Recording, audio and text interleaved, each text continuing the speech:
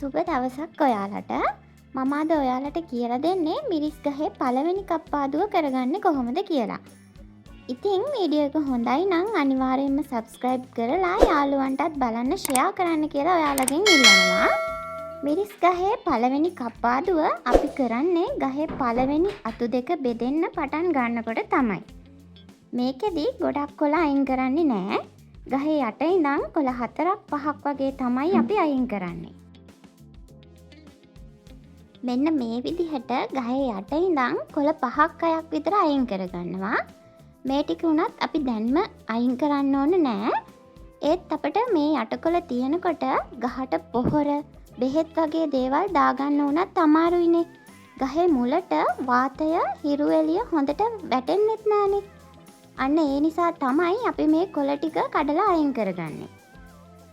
මෙන්න මේ වගේ කඩලා අයින් කරගන්න ඕන. මේ වෙලාවේදී අපි දියරිකිලි වගේ ඒවා අයින් කරන්නේ නැහැ. එහෙම අයින් කරන්න තරම් ගහ තාම වර්ධනය වෙලා මදි. ඒ නිසා පළවෙනි කප්පාදුවේදී මේ යටකොළ ටික විතරයි මම අයින් කරගන්නේ.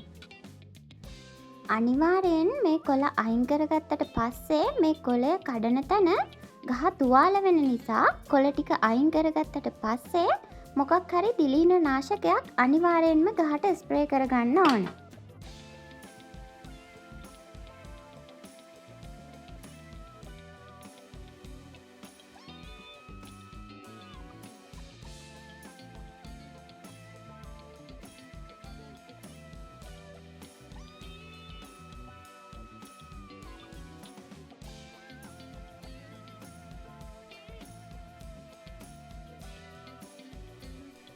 ඔන්න ඉතින් මම දැන් මගේ ගස් ටිකේ යටකොළ ටික අයින් කරගෙන ඉවරයි. දැන් බලන්නකෝ ගහට හොඳට එළිය වැටිලා තියෙනවා. දැන් මේකට දිලීරනාශකයක් අනිවාර්යෙන්ම ගහන්න ඕන.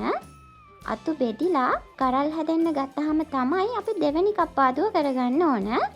ඒක කරනකොට මම ඔයාලට කොහොමද කරගන්නේ කියලා වීඩියෝ එකක් අරගෙන එන්නම්. එහෙනම් යාළුවනේ ඊළඟ වීඩියෝ එකෙන් හමු වෙමු. සුබ දවසක්.